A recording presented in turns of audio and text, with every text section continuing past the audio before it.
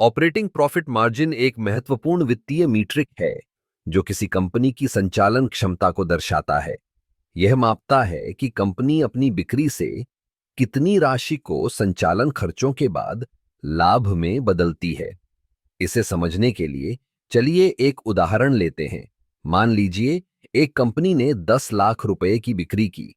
इसके संचालन खर्च जैसे कि वेतन, किराया और अन्य खर्चे 7 लाख रुपए हैं। तो ऑपरेटिंग प्रॉफिट होगा 10 लाख रुपए, 7 लाख रुपए, यानी 3 लाख रुपए। अब ऑपरेटिंग प्रॉफिट मार्जिन निकालने के लिए हम ऑपरेटिंग प्रॉफिट को कुल बिक्री से भाग देते हैं और फिर 100 से गुणा करते हैं। तो 3 लाख रुपए को 10 लाख रुपए से भाग देने पर हमें 2.3 मिलता है। इसे प्रतिशत में बदलने पर ऑपरेटिंग प्रॉफिट मार्जिन 88% होगा।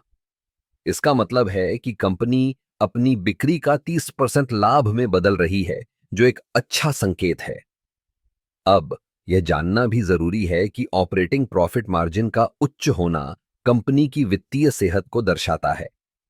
इसका मतलब है कि कंपनी अपने खर्चों को अच्छी तरह से नियंत्रित कर रही है और बिक्री से अधिक लाभ कमा रही है। दूसरी ओर, यदि यह प्रतिशत कम है तो यह संकेत हो सकता है कि कंपनी को अपने संचालन में सुधार की आवश्यकता है। कई उद्योगों में ऑपरेटिंग प्रॉफिट मार्जिन भिन्न हो सकता है। उदाहरण के लिए, टेक्नोलॉजी कंपनियों का मार्जिन आमतौर पर उच्च होता है, जबकि खुदरा उद्योग में यह कम हो सकता है।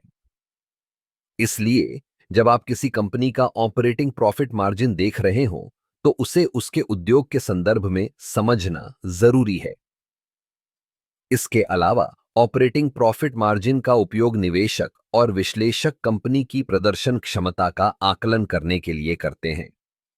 यदि एक कंपनी का मार्जिन लगातार बढ़ रहा है तो यह एक सकारात्मक संकेत है।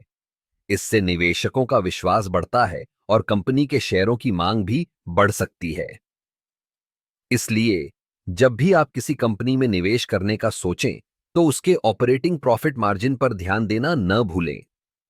यह आपको कंपनी की वास्तविक स्थिति और भविष्य की संभावनाओं के बारे में महत्वपूर्ण जानकारी देगा। इस तरह ऑपरेटिंग प्रॉफिट मार्जिन न केवल एक संख्या है, बल्कि यह एक कहानी है जो बताती है कि कंपनी अपने संसाधनों का कैसे प्रबंधन कर रही है और बाजार में उसकी प्रतिस्पर्धात्मक स्थिति क्या है।